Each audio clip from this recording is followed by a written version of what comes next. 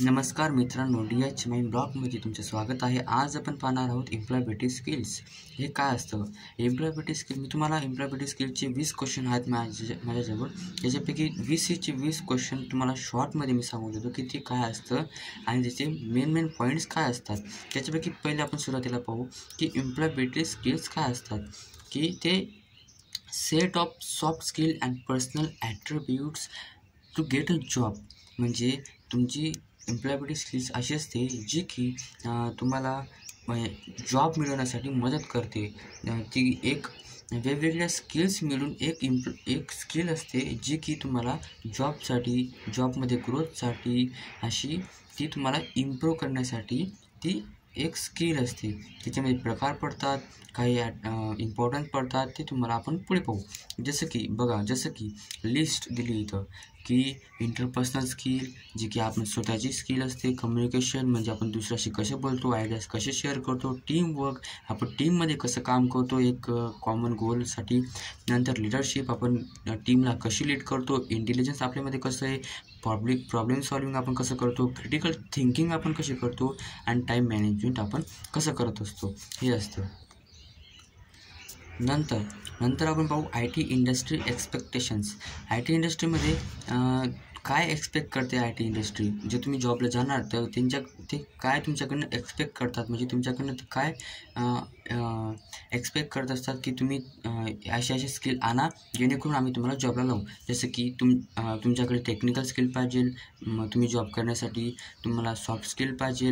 Technical म्हणजे programming सारखे, soft skill म्हणजे कम्युनिकेशन सारखे. नंतर इंडस्ट्री नॉलेज, तुम्हाला त्या इंडस्ट्रीबद्दल नॉलेज पाहिजे. प्रोफेशनल डेव्हलपमेंट चांगली ग्रोथ करायला पाहिजे. तुम्ही चांगले एक्सपिरियन्स पाहिजे, चांगलं अनुभवी पाहिजे किंवा इंटर्नशिप्स केलेले पाहिजे. नंतर कस्टमर फोकस, तुम्ही कस्टमर की इंडस्ट्री आपण जिथं काम करतो तिचं कोणाकोणाकडे चांगले फोकस आहेत असं आपण पहिलेचा स्टडी करू शकतो. असं ते IT इंडस्ट्री एक्सपेक्टेशन आपल्याला सांगत असतं. हे त्याचे 5 पॉईंट आहेत. नंतर आपण बघू की importance of employability skills.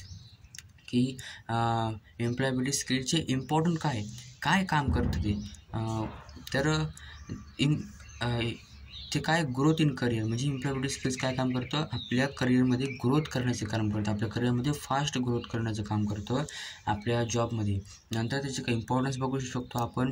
Improve job opportunity. म्हणजे आपली जॉबसाठी आपल्याला ते लवकर ते आपल्याला मिळून आपण जे एम्प्लॉयबिलिटी स्किल्स आपण आपल्यामध्ये डेव्हलप केली तर आपल्याला जॉब लवकर मिळेल. ऑपॉर्च्युनिटी आपल्याकडे जास्त राहील. नंतर एनहान्स वर्क प्लेस परफॉर्मन्स. जेव्हा आपण जॉबला लागलो आणि जॉबमध्ये जेव्हा आपण काम करू तेव्हा आपल्याला आपला परफॉर्मन्स चांगला ग्रोथ करता येईल. आपलं प्रमोशन चांगलं करता येईल.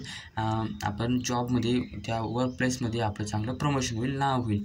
नंतर पॉझिटिव्ह इन्व्हायरमेंट तयार होईल. नंतर builds professional relationships.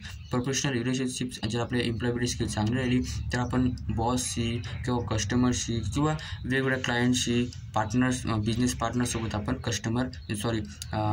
Professional relationship चांगलं बनवू शकतो. नंतर इन्क्रीज करिअर ग्रोथ. आपण जेव्हा जॉबला लागू, जॉबला नंतर आपली करिअर ग्रोथ चांगली होते. जसं आपण इथं पॉईंटमध्ये बोललो, आपली करिअर ग्रोथ चांगली होते. आपण समजा आपल्याला वेगवेगळे प्रॉब्लेम्स आले, नवीन प्रॉब्लेम्स आले आणि आपण ते हँडल कसे करायचे आपण एम्प्लॉयबिलिटी स्किल्समध्ये आधीच शिकलेलो असतो. नंतर ॲडॅप्टेबिलिटी टू चेंज. म्हणजे समजा आपण एक job to another job change करतोय तर ही जॉबमध्ये वेगळं काम होतं, ही जॉबमध्ये वेगळं काम होतं. आणि जर आपल्याकडे एम्प्लॉयबिलिटी स्किल्स असली तर आपण ही जॉबमध्ये लवकर अडॅप्ट होऊन जाऊ. म्हणजे आपण हे काम करायचो, हे काम आपल्याला येत नाही किंवा शिकलेलो आहे, याची प्रॅक्टिस नाही, पण आपण लवकर ते अडॅप्ट करून घेऊ, लवकर ते शिकून घेऊ, लवकर त्याची प्रॅक्टिस होऊन जाईल. यालाच आपण एम्प्लॉयबिलिटी स्किल्स म्हणतो. आपण लवकर त्या कामाला शिकून घेतो, लवकर आपल्या करिअरमध्ये ग्रोथ होते. नंतर बूस्ट कॉन्फिडन्स. आणि त्याच्यामुळे आपल्याला कॉन्फिडन्स पण येत असतो. आणि आता नंतर चौथा पॉईंट आहे आपला employability skills is important in career development. म्हणजेच जर जी एम्प्लॉयबिलिटी स्किल्स आहे ती तुमच्या करिअर डेव्हलपमेंटमध्ये काय काम करतं, काय इम्पॉर्टन्स आहे तिचं, याच्यामध्ये कन्फ्यूज होऊ नका. कारण NMUच्या क्वेश्चन पेपरमध्ये मी सुद्धा कन्फ्यूज आहे. खूप विद्यार्थी कन्फ्यूज होत आहेत की असे क्वेश्चन येत आहेत जे की फिरून विचारले जातात. आपण कन्फ्यूज व्हायचं नाही. काय विचारलं आहे की employability skills is important in career development. आणि इथं काय विचारलं होतं की इम्पॉर्टन्स ऑफ एम्प्लॉयबिलिटी स्किल्स. म्हणजे एम्प्लॉयबिलिटी स्किल्स चे इम्पॉर्टंट काय काम करतं ते, आणि इथं दिलं आहे की करिअरमध्ये काय काम करतं, आपल्या करिअरमध्ये आपल्या जॉबमध्ये काय काम करतं. एम्प्लॉयबिलिटी स्किल्स फक्त आपल्या करिअरमध्येच नाही तर वेगवेगळ्या ठिकाणी पण काम करत असतं. तरी ते विचारले की करिअर डेव्हलपमेंटमध्ये काय काम करते. तिथं तुम्ही बघू शकतात की इन्क्रीज जॉब ऑपॉर्च्युनिटी. आपण तिथं जसं पाहिलं की आपल्या जॉबसाठी आपल्याला ती लवकर मिळून देईल, आपला इंटरव्ह्यू लवकर हे होईल. नंतर हेल्प्स इन करिअर ग्रोथ. आपण बघितलं की आपल्या जर आपण तिथं काम केलं तर काम करताना आपल्याला चांगलं करिअर ग्रोथ मिळू शकतं, प्रमोशन मिळू शकतं. आपण चांगलं काम केलं प्रमोशन मिळू शकतं. नंतर एनहान्स कम्युनिकेशन अँड टीमवर्क. जर आपण एम्प्लॉयबिलिटी स्किल्स ही आपल्यामध्ये अडॅप्ट केली तर आपण कम्युनिकेशन चांगलं होईल, आपले आयडियाज आपण शेअर करू शकतो. आपल्या आयडियाज शेअर केल्यामुळे आपली टीमवर्क चांगलं होईल की आपण टीममध्ये एकत्रित काम चांगलं करू शकतो, आणि हे कंपनीला चांगलं पाहिजे असतं. नंतर बिल्ड्स कॉन्फिडन्स अँड प्रोफेशनलिझम्स. म्हणजे जर आपण चांगलं काम करतो आहे, आपलं प्रमोशन होतं आहे, तर आपल्यामध्ये कॉन्फिडन्स आपोआप येईल. कॉन्फिडन्स आला म्हणजे आपलं प्रोफेशनलिझम म्हणजे आपण चांगलं वागणूक ठेवू. प्रोफेशनल म्हणजे दुसऱ्याने आपल्याकडे पाहिल्यावर त्याला कॉन्फिडन्स येईल, त्याला ट्रस्ट आपल्यामध्ये बिल्ड होईल. असं प्रोफेशनलिझम आपण आपल्यामध्ये डेव्हलप करू जर आपण एम्प्लॉयबिलिटी स्किल्स आपल्यामध्ये चांगली डेव्हलप केली, प्रॅक्टिस केली तर. नंतर प्रॉब्लेम सॉल्विंग स्किल्स आपल्यामध्ये चांगले होतील. डिसिजन मेकिंग आपल्यामध्ये चांगले होतील, जेणेकरून आपण डिसिजन चांगले घेऊ. प्रॉब्लेम्स कोणते पण प्रॉब्लेम्स आले की आपण प्रॉब्लेम्स चांगले त्याला हँडल करू शकतो. नंतर स्ट्रॉंग प्रोफेशनल रिलेशनशिप्स बिल्ड.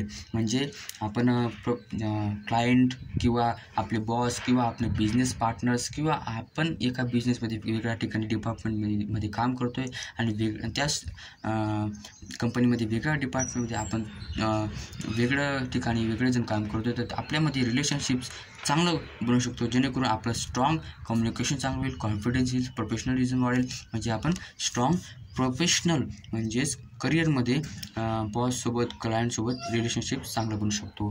नंतर आपला नेक्स्ट पॉईंट आहे की self awareness contributes to career development. म्हणजे आपलं सेल्फ अवेअरनेस हे करिअर डेव्हलपमेंटमध्ये काय काम करतं.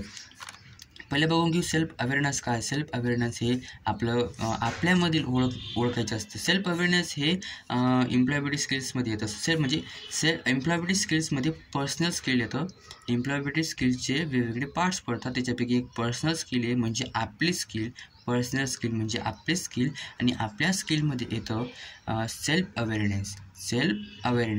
सेल्फ अवेअरनेस आपल्या पर्सनल स्किलमध्ये येत असतं. तर सेल्फ अवेअरनेस काय आहे की आपल्यामध्ये काय गोष्टी त्या ओळखायच्या आणि ओळखून करिअरमध्ये आपण त्या कंट्रीब्यूट करायच्या, म्हणजे त्याला वाढवत जायच्या. सेल्फ अवेअरनेस काय की तुमच्यामध्ये स्ट्रेंथ ओळखायची, विकनेस, इंटरेस्ट, व्हॅल्यू, तुमचे लिमिटेशन्स, नंतर इमोशन्स आहेत, नंतर आणि गोल्स हे असे ओळखायचे की आपलं गोल्स काय, आपलं विकनेस, इंटरेस्ट काय असे ओळखायचे, आणि आपण त्याच्यावरून आपलं करिअर डिसाईड करू शकतो. आपलं जे करिअर ज्याला सूट होतं आहे हे सगळे ॲबिलिटीज ते आपण करिअर चूज करू शकतो. असं असतं सेल्फ अवेअरनेस. म्हणजे आपल्याबद्दल माहिती पाहिजे. त्याचे काही कंट्रीब्युट्स इन करिअर डेव्हलपमेंट म्हणजे इम्पॉर्टन्स काहीतरी काय काम करते आपल्या करिअर डेव्हलपमेंटमध्ये सेल्फ अवेअरनेस ते करते की आपले स्ट्रॅटेजिक करिअर चॉईस. म्हणजे आपण जर आपल्याला ओळखलं की आपल्यामध्ये काय स्ट्रेंथ्स विकनेसेस आहेत तर आपण स्ट्रॅटेजिक करिअर चॉईस करू शकतो करिअर. आणि नंतर इम्प्रूव्ह परफॉर्मन्स. आपण जॉबला लागल्यावर परफॉर्मन्स चांगलं इम्प्रूव्ह करू शकतो, कारण आपलं विकनेस, स्ट्रॅटेजीज, इंटरेस्ट आपल्याला माहिती आहे. नंतर इफेक्टिव्ह यूज ऑफ फीडबॅक. जर आपल्याला फीडबॅक चांगला मिळाला आणि आपण त्याला चांगलं ओळखलं, आपण त्याला नम्रतेपणे फीडबॅक चांगला घेतला, तो पॉझिटिव्ह असो अथवा निगेटिव्ह, यालाच एम्प्लॉयबिलिटी स्किल्स म्हणतात. तुम्ही फीडबॅक चांगला ऐकून घ्यायला हवा. रिसन स्किल्स चांगल्या पाहिजे तुमच्यामध्ये. या सगळ्या स्किल एम्प्लॉयबिलिटी स्किल्समध्ये येत असतात.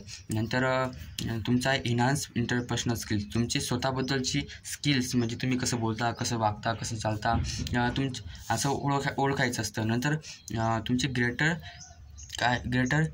रिझोल्युशन्स म्हणजे तुमचे जे रिझोल्युशन्स आहेत ते चांगले होतील.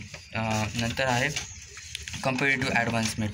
म्हणजे तुमचे जे पण काही तुमच्या कॉम्पिटिटर जे आहेत व्यक्ती किंवा कंपनी म्हणा, आपण व्यक्ती म्हणू, तर तुमचं चांगलं ग्रोथ होते कॉम्पिटिटरचं चांगला मिळाला तर. असे काही याचे कंट्रीब्युट्स आहे करिअर डेव्हलपमेंटमध्ये. इथं आपण थांबू. हा पार्ट 1 आहे. असे पार्ट 4 पडतील, कारण 20 क्वेश्चन आहेत. एका पार्टमध्ये 5 क्वेश्चन आपण घेऊ.